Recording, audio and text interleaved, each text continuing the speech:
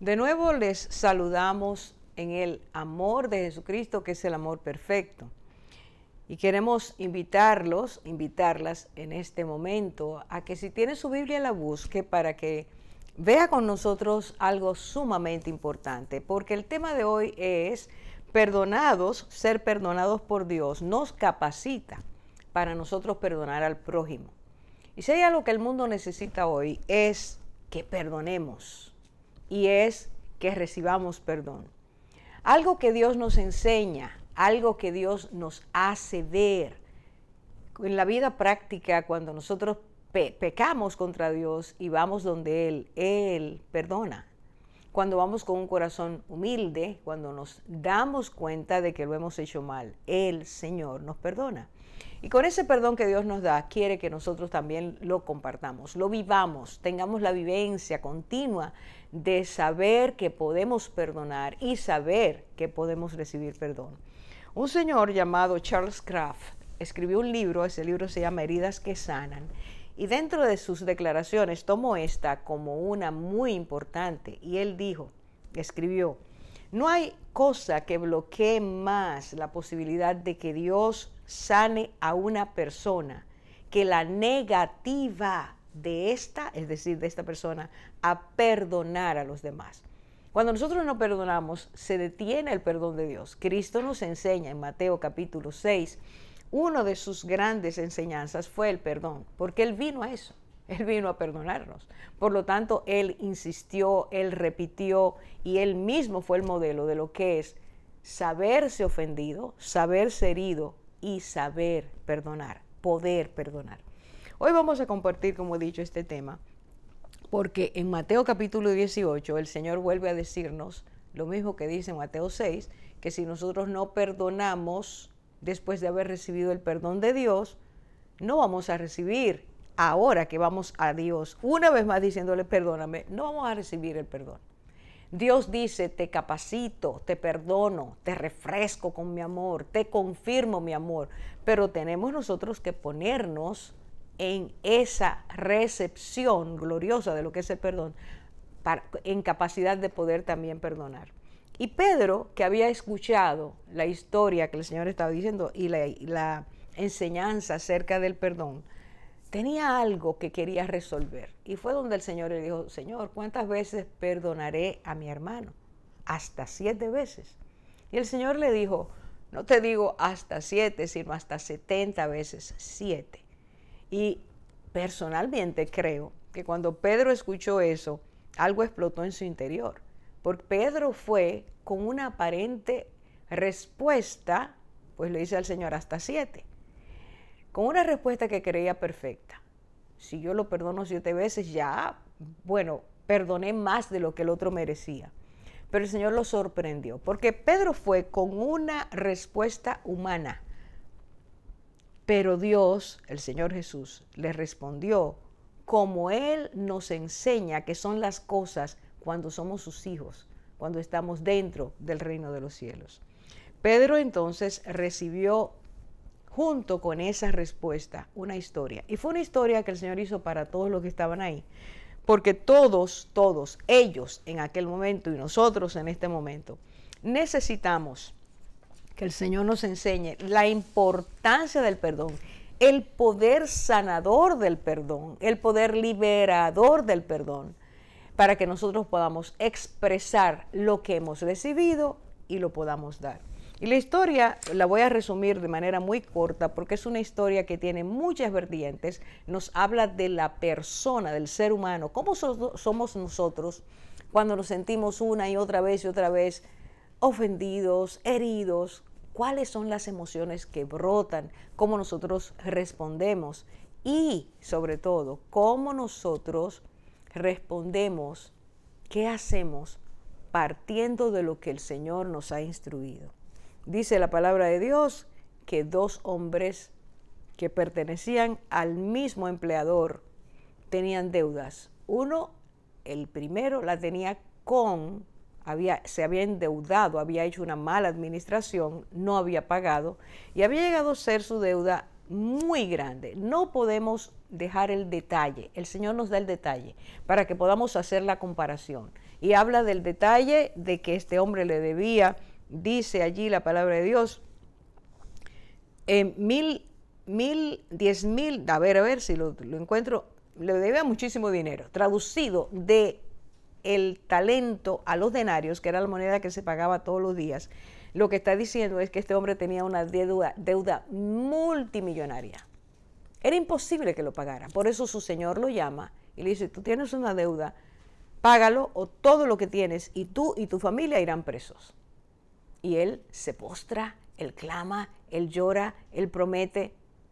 Y algo pasa en el corazón de este hombre, del dueño, porque cuando este hombre se humilla y este hombre reconoce que él sí tiene una deuda, pero que en algún momento lo va a pagar, el rey lo mira y en su interior se produce eso que se llama, que Cristo le llama misericordia. Tuvo compasión y misericordia de este hombre y le condona la deuda. Le dice, no tienes que pagar nada. Este hombre debió salir de ahí muy feliz, pero muy agradecido también. Estaba viviendo lo que era el poder liberador del perdón. Y dice que saliendo justamente allí, a punto de ya irse, él encuentra al compañero de trabajo que le debe 100 talentos. Comparado con lo que ese hombre le debía al rey, millones. Comparado esto con los 100 talentos que este hombre le debe, esa era una deuda mínima. No tenía importancia. Él acababa de recibir todo lo que significaba ser libre. Pero en este momento dice que cuando vio a su compañero, lo agarró por el cuello, empezó a moverlo, empezó a ahogarlo y a decirle, págame lo que debes. Los compañeros de trabajo se asombran de que este hombre tenga esa reacción tan violenta y que haya procesado un milagro tan grande como era recibir el perdón de su propia deuda impagable y que esté reaccionando de esa manera. Y dice la palabra de Dios que los compañeros fueron, Cristo relatando la historia dice, y los compañeros fueron y le dijeron al dueño lo que este hombre que acababa de recibir el perdón estaba haciendo con un compañero de trabajo. Y dice que el rey lo llama. Dice, ¿cómo tú? ¿Cómo tú haces eso? Tú eres un siervo malo. Tú acabas de recibir el perdón de ti, de tu familia, la libertad de ellos y la tuya. No me debes nada, pero entonces tú estás haciendo eso con tu prójimo. Y dice, y por lo tanto le dijo, y atendamos esto, te entregaré a los verdugos. Y fue llevado el hombre preso. La deuda que le había sido condonada en ese momento se convierte no solo en la deuda que sigue, sino en la incapacidad por cuanto estaría preso de poderla pagar. Pero la palabra clave que Cristo nos da es los verdugos. Y los verdugos significa aquello que estaría todo el tiempo. El verdugo en ese tiempo, la persona que estaba encargada de torturar y hasta de asesinar. Este hombre tendría que vivir con verdugos, personas que lo iban a torturar, que iban a hacer difícil su vida. ¿Qué es lo que Cristo está diciendo? Antes de terminar la historia, el Señor dice, o para darle el final a la historia, Cristo dice, así será todo aquel que habiendo recibido el perdón, no perdona. Hemos sido capacitados por Dios de una forma práctica, vivencial. Él nos perdona para que nosotros perdonemos. Fíjense que Dios no nos está pidiendo nada que no sea algo que Él primero nos haya dado. Y esto es lo grande del amor de Dios. Siempre Dios nos va a pedir aquello para lo cual Él ya nos preparó. Qué impresionante es cuando alguien recibe el perdón, cuando a alguien le quitan una deuda de encima. Imagínese que usted tenga una deuda en el banco millonaria y el banco lo llama un día y el gerente le diga, bueno, ya no tienes que pagar nada. Es lo que Cristo hizo cuando vino. Es lo que Él hizo. Él asumió nuestra deuda y por tanto, Él espera que habiendo recibido ese amor tan grande, nosotros también lo demos. ¿Dónde está el problema? ¿Cómo se complica? Porque nuestra parálisis afectiva, eso que tenemos dentro que no nos permite mover en correspondencia a lo que hemos recibido, Sí, recibí esa gracia, pero no la puedo dar. Recibí ese perdón, pero no lo quiero dar. Es que me ha dolido mucho, es que tengo mucho tiempo sufriendo y yo no voy a perdonar. Y eso se convierte en nuestro verdugo. La falta de perdón se convierte en una tortura permanente, llenos de ira, llenos de enojo, llenos de amargura, llenos de tristeza, llenos de maldición hacia el otro. Todos esos son nuestros verdugos cuando no perdonamos. La vida se convierte en algo totalmente insípido, algo que pierde sentido, porque ya para nosotros el corazón está tan lleno de amargura, de pesar, que no tenemos capacidad de vivir nuestra propia vida. A menos que nos soltemos, a menos que decidamos, te doy el perdón. Y darle el perdón a alguien es decir, te hago libre de mi tortura. Porque la otra persona ni se acuerda de lo que quizás nos hizo, o no le importa. Pero nosotros estamos llevando una carga horrorosa cuando no perdonamos.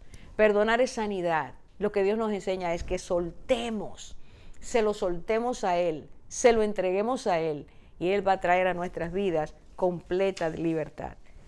¿No deberías tú también hacer lo mismo que yo te he hecho?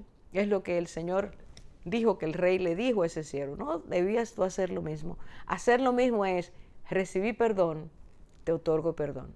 Y es lo que Dios quiere. Hoy tenemos una experiencia preciosa relatada por una de nuestras hermanas, una de nuestras queridas hermanas, que sufrió mucho.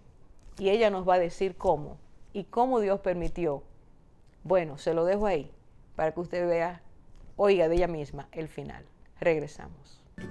Sed más bien amables unos con otros, misericordiosos, perdonándoos unos a otros, así como también Dios os perdonó en Cristo. Efesios 4:32. Continuamos con nuestro segundo segmento y ahora vamos a escuchar un testimonio realmente poderoso, impactante, triste, pero al mismo tiempo, y esa es la conclusión final, podemos ver el poder sanador del perdón.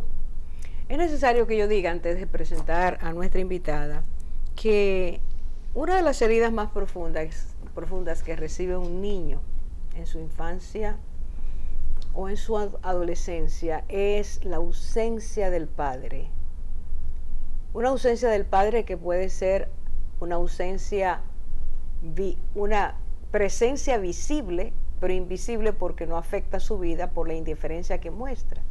O puede ser una ausencia real, no está y simplemente no hay ningún vínculo y no puede ser creado el vínculo filial, afectivo entre padre e hijo porque nunca está presente. Es una persona totalmente ausente de la vida de su hijo.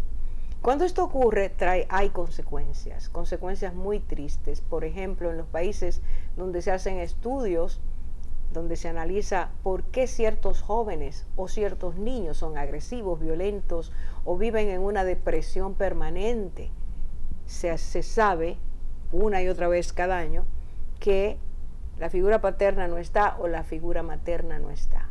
Y que muchas veces estando, como dije hace un rato, le hacen mucho daño a sus hijos. Hay rechazo, hay desprecio, hay no valía y estas personas crecen con una identidad muy lastimada. Pero Dios es Dios que hace milagros y ahí es que queremos que hoy ustedes escuchen esta preciosa, al final, preciosa experiencia. Te estamos dando la bienvenida, Erika. Estoy hablando con Erika Labourse. Ella es madre, es hija, es esposa, es profesional, decoradora de interiores, pero sobre todo es hija de Dios. Y ahí está el punto clave de esta historia. Bienvenida. Gracias de verdad por tenerme. Es una bendición estar aquí y compartir con ustedes. Me siento sumamente bendecida del Señor y de todo lo que Él ha hecho en mi vida y espero de verdad que compartir este testimonio sea de gran bendición, porque si hay alguien que lo puede todo es nuestro Señor Jesús. Justamente, ahora que dices, si alguien lo puede todo, tenemos que hablar de un antes y un después. Así es. Hay un antes que tiene que ver con tu concepción, infancia, adolescencia y luego el después. Vamos a empezar por la primera parte. Bueno, ¿qué les digo, mis hermanas? Yo soy hija única de mi papá y de mi mamá. Ellos, al poco tiempo de casarse, mi mamá se da cuenta que está embarazada y mi papá le dice que él no quiere hijos y le da dinero para que se haga un aborto. Mi mamá queda petrificada por la situación y dice, no, pero esto es imposible. Pero él insiste y mi mamá finge haberse dado el aborto. Pero ya la barriga a los meses, pues ya es evidente. Ahí comienza una situación de conflictos entre ellos y la relación se deteriora y se rompe. Ellos se divorciaron apenas, yo no tenía ni siquiera un año cuando ellos se divorciaron. Y ahí vengo yo al mundo no siendo deseada, siendo la hija del no deseo. Y mi mamá siempre se queda conmigo, me apoya y cría a su hija. Mi papá se desprendió desde ese momento porque él externó claramente, yo no quiero hijos. Entonces yo vi a mi papá a los 6 años, después lo volví a ver a los 8, cuando mi mamá quiso que comenzáramos a entablar una relación entre él y yo, y comenzó a llevarme por unas pequeñas horas a su taller. Y ya para la tercera vez, cuando yo llego, el taller está cerrado, él no está por ningún lado. Yo que ansío y anhelo tener este padre en mi vida, le insisto a mi mamá de que lo esperemos, que esto tiene que ser un error. O sea, tú estás segura, no lo llamaste. ¿Cuántos años dijiste? 8 años. Entonces, cuando él llega, al poco momento llega él, y él llega totalmente alcoholizado, llega con una botella en una mano y una prostituta de la otra. Y cuando yo lo veo y le digo, yo te estaba esperando, yo estoy aquí, o sea, ansiosa como niño ilusionado de querer este padre, él me dice, quítate mi apellido, tú no eres mi hija, yo no te amo, vete. Perdón, tú tenías 8 años en ese 8 momento años. que él te dijo eso. 8 años. Ahí yo sentí como que el mundo se me vino encima. Yo sentí que el corazón se me rompió en miles y miles y miles de pedazos, porque yo tenía esta ilusión, wow, este deseo, este anhelo de tener este padre, y pensé que en este momento ya hay este acercamiento, pues se va a dar. Pues no. Y lo que salgo de ahí es herida, salgo de ahí maltratada, salgo de ahí convencida de que no soy amada. Y ese sentimiento de no eres amada comenzó a acompañarme por el resto de mi vida. Hasta llegar a un punto en que en mi adolescencia yo siento que sí es cierto, yo voy a creer esto, a mí nadie me ama. Vamos a hacer una pausita antes de tú seguir. Tú estás diciendo que tu padre te dijo públicamente. Y en la calle, estábamos afuera del local donde él tenía su trabajo, y él me dice así, a grandes voces, o sea, no es de que no como, fue que te lo susurró. No es que me lo susurra, no fue una forma delicada, no fue nada sutil, fue de una persona ebria que te dice y te grita en tu cara, no te amo, quítate mi apellido, tú no eres mi hija. 3 cosas. Perdón, tu mamá estaba ahí también. Mi mamá estaba ahí. Wow. Tú no eres mi hija, quítate mi apellido, no te amo. Rompió como todo vínculo. Todo vínculo. Todo vínculo. Por eso yo sentí que el mundo se me acabó, o sea, por eso yo sentí que me cayó todo encima, o sea, yo quiero tener esta relación contigo, yo te necesito en mi vida, y entre lo poco que yo entiendo y sé, yo solamente estoy reaccionando como niña de 8 años a que quiero mi papá. Claro, Eso y es lo que algo yo que quiero. Aunque no ha tenido contacto. Claro, no, que iba a decir que hay un rechazo desde el vientre de tu madre, que aunque tú no eras consciente en ese momento, tu espíritu sí. Sí, Y había un rechazo que tú querías saberte amada y no lo recibiste. Y no sucedió exactamente. Entonces, ahí yo, les digo, o sea, me sentí totalmente abrumada por esa situación y esa herida ese dolor de no sentirme amada, es lo que comienza a acompañarme el resto de mi vida hasta la adolescencia, que se siente una carga más fuerte, porque ya yo estoy viendo, ya yo estoy entendiendo algunas cosas y veo cómo son las familias y mis compañeros tienen su papá, tienen su mamá, tú quieres eso que tú ves. Porque Erika, esa expresión, esa declaración que tu papá hizo, rompió todo vínculo, identidad, pertenencia. Sí, yo no volví a ver a mi papá hasta los 15 años, o sea, desde los 8 hasta los 15, y o sea, nos vimos brevemente. O sea, mi mamá, como siempre, vino y me dijo, mira, ven para que lo veas, para que él viera a su hija, y nos saludamos, qué sé yo, como si fueran dos extraños, hola, hola, ¿cómo tú estás? Bien, y fue algo breve. O sea, no había una relación, no había una comunicación, no había nada, o sea, éramos dos personas totalmente extrañas. Tengo dos preguntas. Ajá, pero siempre te quedaste con ese anhelo de tener esa relación, o sea, el hecho de que no lo hubiese no significaba que tú no tenías ese deseo Claro. de realmente tener ese vínculo con tu papá. Así es. O sea, aunque uno no lo sepa y no le pueda poner nombre, tú quieres un padre.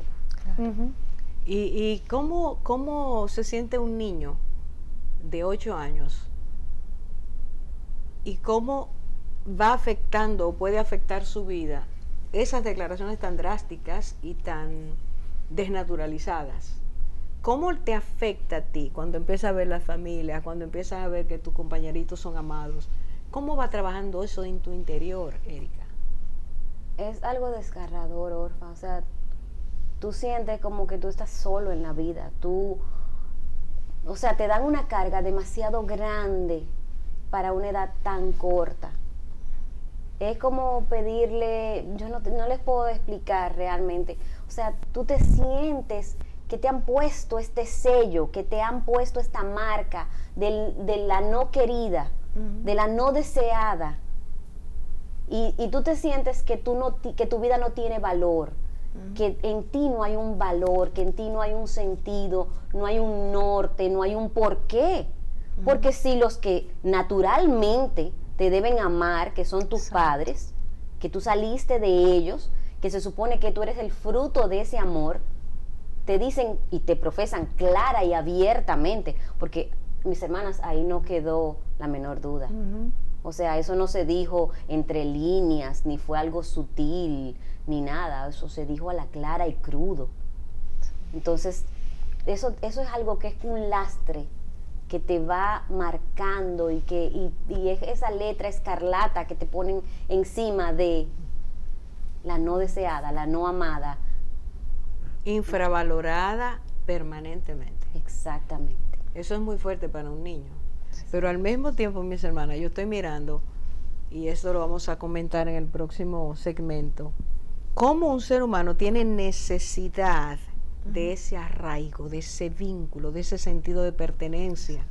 Y es bueno que esto tú lo digas, Erika, en un momento donde el contexto que nos rodea es, no importa si el niño se cría solo, si el Estado se lo lleva, si no está con sus padres, el hombre no es importante, la figura paterna no es importante.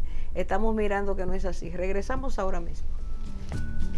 Perdonar es como liberar a un prisionero y luego descubrir que el prisionero eras tú. Erika, en el segmento anterior nos hablaba de esas 3 negaciones que recibiste, que fueron tan dolorosas a tus 8 años. Es decir, el no apellido, el no amor, el no eres mi hija. ¿Cómo fue luego tu adolescencia entrar con ese rechazo, con ese dolor, con esa carga tan pesada que dijiste que tenías?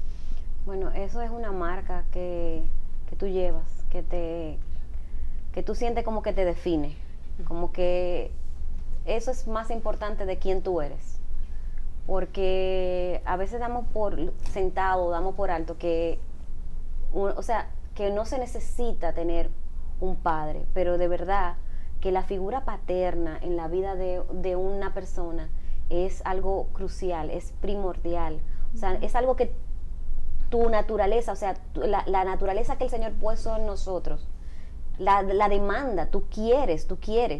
Y ese nido, ese hogar que el Señor diseñó para donde tú crecieras y te sintieras amado y fueras educado y fueras llevado por la vida, tú no lo tienes. Entonces tú te sientes como que te han dejado caer y tú estás en una caída libre. Sin raíces. Tú, sin raíces, Orfa, sin raíces. O sea, tú te sientes que tú no perteneces a ningún lugar, que tú no perteneces, porque si en tu casa ya tú no perteneces, entonces ¿a dónde tú vas a pertenecer?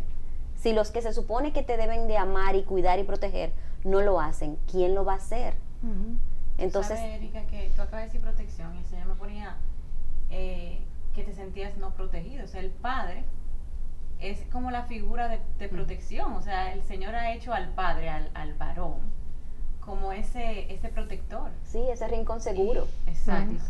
Y me imagino que te sentías desprotegido, o sea. Claro, y titubeante, y tú caminas por la vida temerosa.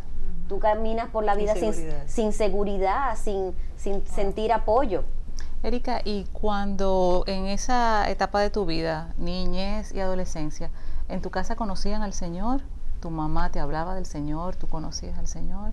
No, mira, realmente en casa no te puedo decir que nosotros éramos ateos ni nada por el estilo, nunca lo hemos sido, pero no era como que había una identidad cristiana presente, o sea, no había nada, simplemente viviendo una vida, estando vivos. Existiendo, simple y llanamente.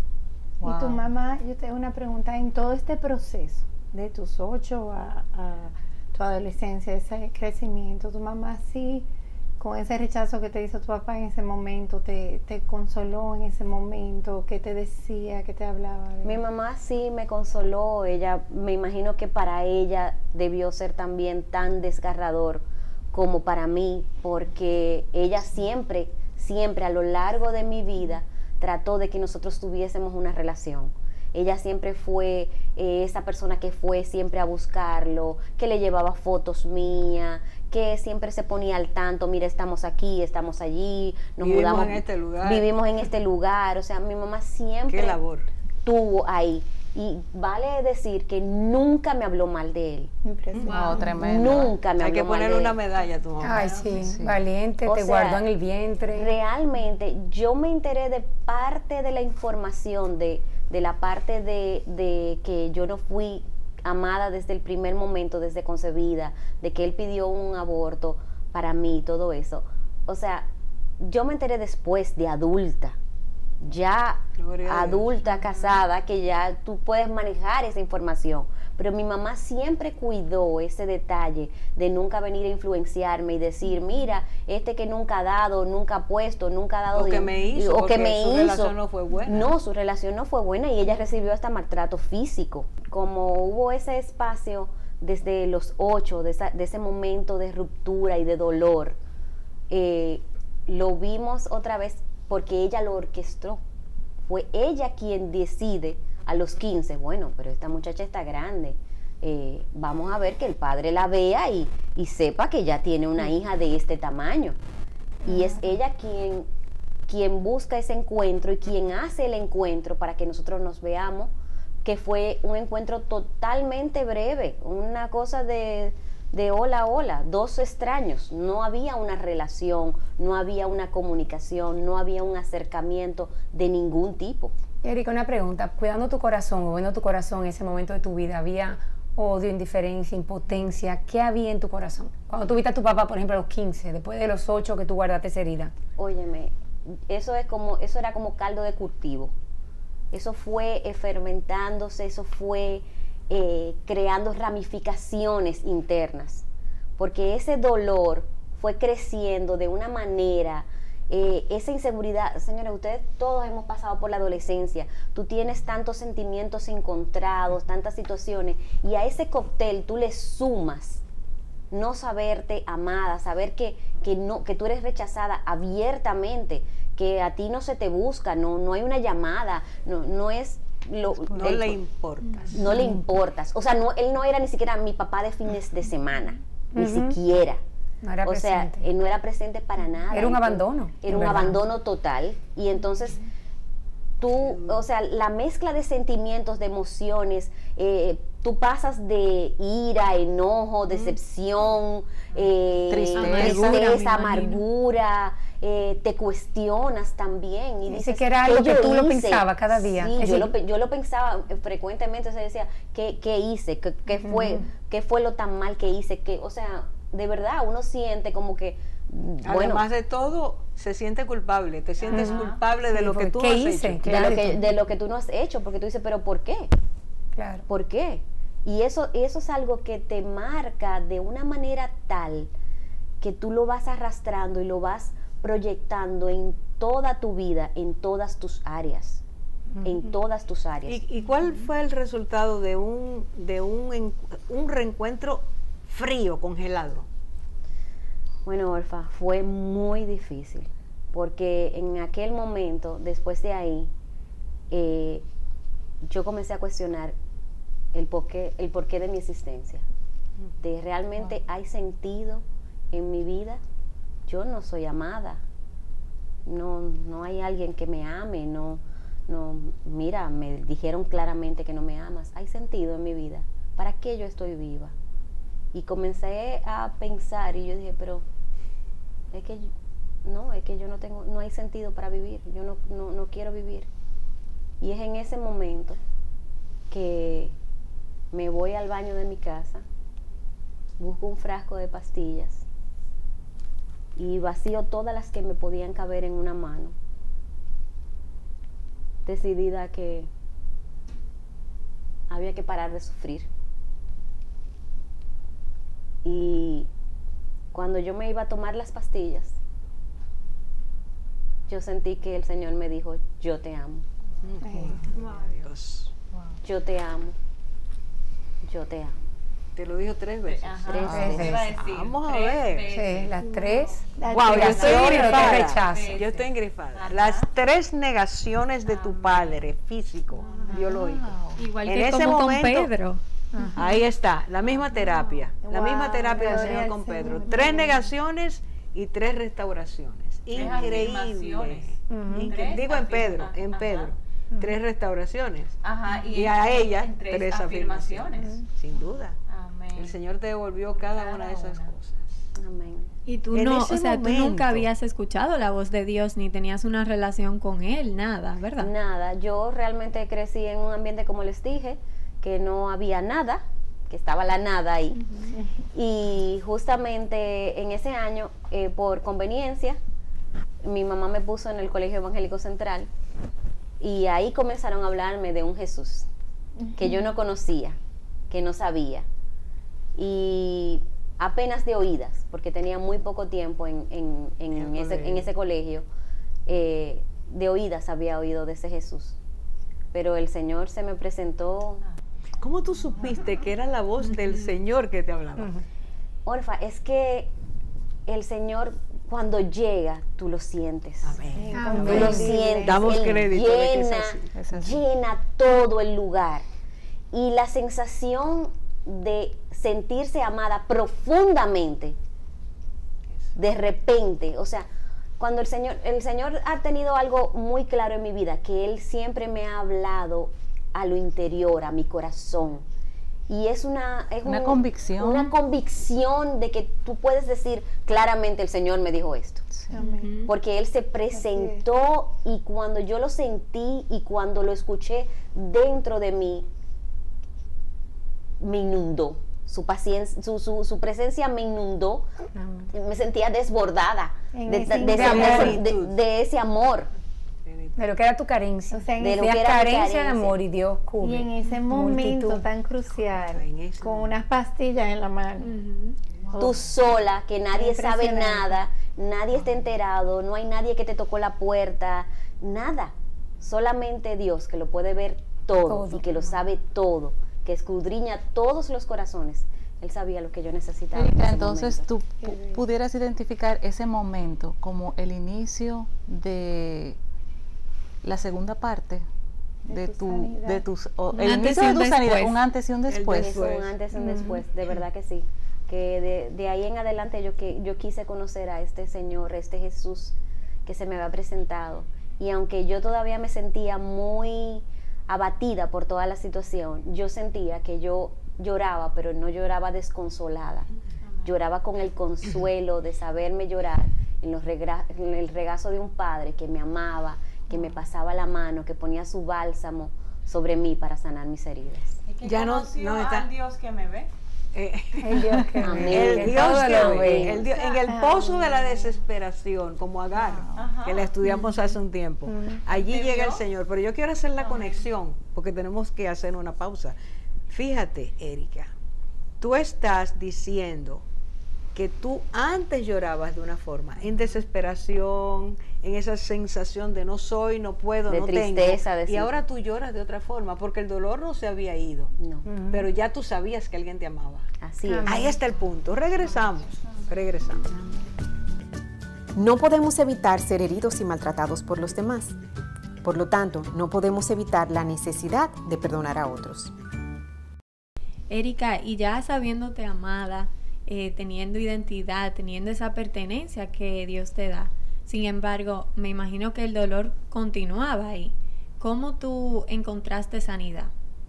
Bueno, yo guardé todo aquello, todas esas emociones, las puse en una gaveta, las cerré con llave y seguí transcurriendo mi vida y mi relación con el Señor, pero con esa gaveta ahí de que, Padre, tú puedes pasearte, pero esa gaveta no la puedes abrir.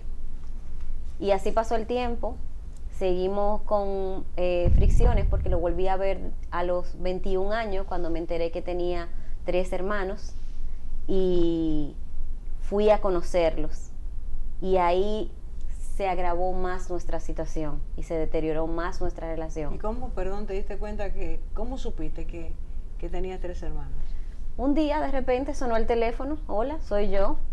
¿Y cómo tú tienes mi número? Bueno, yo siempre lo he tenido, tu mamá siempre me ha dicho, Siempre ¿dónde lo he están? tenido. Sí, y entonces ahí tú te sientes más todavía. O sea, me abandonaron de verdad.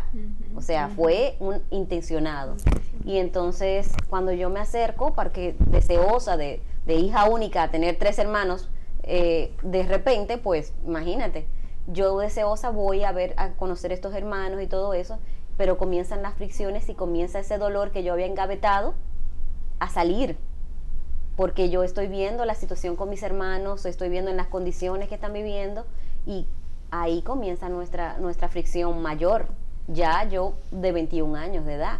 Entonces nuevamente nos alejamos porque ya era algo demasiado doloroso y yo lo vuelvo a ver entre la multitud el día de mi boda a los 26, que mi mamá, como siempre, lo invitó a la boda y fue un hola, felicidades, ay, gracias, bye, bye, y más nada.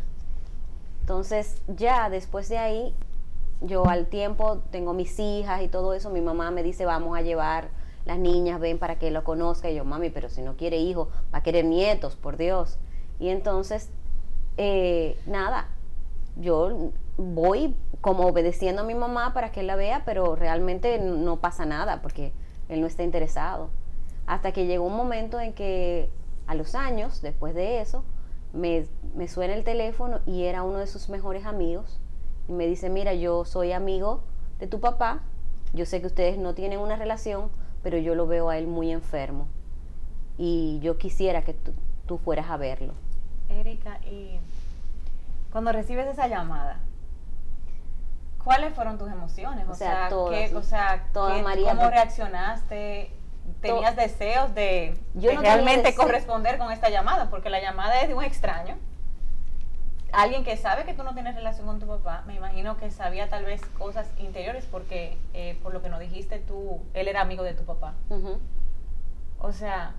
No, yo no quería para nada, o sea, tú me estás hablando de un extraño, pero yo tengo, o sea, en mi casa me inculcaron un sentido de responsabilidad y de trabajar y de hacer las cosas bien hechas. Entonces, inmediatamente este señor me llama y me dice eso, yo contacto a mis hermanas y le digo, vamos a reunirnos. Y nos reunimos en su casa a verlo y vemos que él está muy mal. Y ahí comenzamos nosotras a llevarlo de médico en médico y tratar de conseguir un diagnóstico para saber qué es lo que él tiene.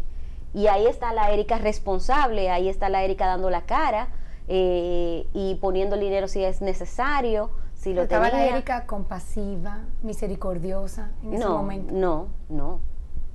La persona es responsable. Mi corazón no estaba ahí. Mi dolor no se había sanado. Eso todavía seguía engavetado. Yo esa parte no se la había entregado al Señor. Y vemos entonces cómo las heridas realmente nos endurecen el corazón. Así mismo es, porque Nos ya volvemos hasta frío. Porque tú estabas, o sea, a los ojos de otra persona, tú estabas haciendo obras buenas. Exacto. Pero con un corazón endurecido. Pero es que es aparente. O sea, es una piedad aparente. Pero no es real porque no hay sanidad. ¿Y en qué momento tú puedes decir que el Señor comenzó verdaderamente a abrir esa gaveta y sacar esas emociones? Bueno, yo comienzo, me doy cuenta, el Señor me comienza a mostrar, mira, ante los ojos del mundo, tú estás haciendo lo correcto, tú estás dándole la cara, estás ayudando a quien no te ha ayudado y no te ha amado, pero eso no está bien, Erika. Entonces el Señor comienza a inquietarme. Y es en una noche de películas en el Colegio Betel, cuando yo veo la película de Grace Carr o Carta de Gracia, y me dan aquel papelito, y yo cuando veo esta película que habla del perdón de heridas profundas, yo, wow. Y hablo con una persona de mi confianza y me dice, mira, hay heridas que llegan a nuestro espíritu. Pídele al Señor sanidad espiritual. Yo no era un tema que yo conocía, no era nada que yo sabía, pero obediente a eso comienzo a pedirle al Señor algo que yo no sé. ¿Te Sanidad, confrontó la película? Me confrontó, o sea, yo salí de ahí y digo, bueno, cualquier parecido con la realidad es diosidencia pura. Y entonces yo le decía, Señor, ¿cómo tú me dices a través de esta película ahora que lo perdone? Porque vamos a sacar el expediente de este caballero, mira, todas estas cosas. Padre ausente, nunca proveyó, nunca estuvo, declaró... Palabras hirientes. No, más que hiriente, o sea, confeso y todo de que no te ama. Entonces, ¿cómo tú me pides a mí que yo lo perdone? Y entonces el Señor comenzó a inquietarme y yo no quería obedecer. Y llega un momento que recibo otra llamada y esta llamada ya es crucial. Me dicen que él está totalmente grave y yo ahí... guiada por el Espíritu Santo, me doy cuenta de a qué padre yo no le estoy siendo fiel y a qué padre no estoy obedeciendo. Y me doy cuenta que a mi Padre Celestial no le estoy obedeciendo. Y el Señor ha estado insistentemente pidiéndome su perdón. Lo único que ha pedido de mí es su perdón. Entonces ahí llego yo hasta su casa y quiero comenzar a trabajar este asunto, pero él no tiene conciencia. Mis hermanas están ahí y el Señor, como siempre, hace su milagro. A las 2 le suena el teléfono, una primero y otra después, salen las 2 y yo me veo ya en la necesidad de sola con tu papá. Sola con mi papá y en la necesidad de obedecer a mi Padre Celestial. Amén. Entonces me siento a su lecho y cuando él me ve y me le siento al lado, me dice, yo pensé que tú no ibas a venir. Y aquellas palabras me rompieron en dos, pero esta vez fue para sanidad, porque yo sentía una forma hasta de él mismo reconocer como que él le había fallado. Sí, que él no merecía que O estuvieras sea, ahí. Como que él sabía que él había hecho tanto que que tal vez tú no ibas a venir. sí, pero yo sentía que esas palabras me las decía Dios. Amén. Amén. Yo sentía que el Señor me decía a mí, que me confrontaba por último momento de ¿cuándo es que me vas a entregar esto? Déjame sanarte. Y en ese momento, cuando yo me siento confrontada por la palabra del Señor, es ahí cuando yo, por primera vez, lo puedo ver a los ojos y decirle, ¿cómo no venir si yo te amo? Wow. Y ahí comienzan a romperse las cadenas, el lastre, la mochila, el cargamento de cosas que yo tuve llevando durante tantos años de mi vida. Ahí comienzan a romperse y ahí comienzo yo a darme cuenta que yo también he fallado, que no puedo levantar el dedo acusador porque yo no he sido hija, yo no he sido reflejo de Cristo, yo no le he mostrado el amor que yo sentí cuando el Señor me dijo que me amaba. Amén. ese amor que me sanó, ese amor que me sostuvo, que me guardó, que me cuidó, yo no se lo mostré a él.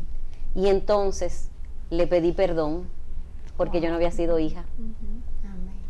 Y le dije que si quería orar, y entonces me dijo que sí, y oramos y le pedimos perdón al Señor porque ninguno de los dos habíamos cumplido el propósito para el cual el Señor nos eso es trajo. un milagro. Eso es un milagro. Ese es un milagro. Grande. Sí. Él oró contigo, tú oraste con él. Exactamente. Dinos, porque ya se está acabando el tiempo, resúmenos. ¿Qué pasó ahí? Él ahí, yo le digo, vamos a orar, y me dice que sí, y entonces yo comienzo a pedirle al Señor desesperadamente que nos perdone, porque nos tiene que perdonar a los dos. Y le digo al Señor, perdónanos porque rompimos tu diseño, perdónanos porque no hicimos lo que teníamos que hacer. Y Él en todo momento asiente. Y le hablo de la carta de gracia y le doy el papelito de, mira, que lo que decía en la película, decía, yo te perdono, pido tu perdón y prometo orar por ti todos los días. Y él me dice que sí, que le gusta, y le doy el papel y él se queda con él en la mano. Oramos, lloramos. Él recibió al Señor. Sí, ahí yo le dije que si quería seguir orando conmigo, me dijo que sí, y se quedó ahí. Señores, 24 horas después mi papá falleció.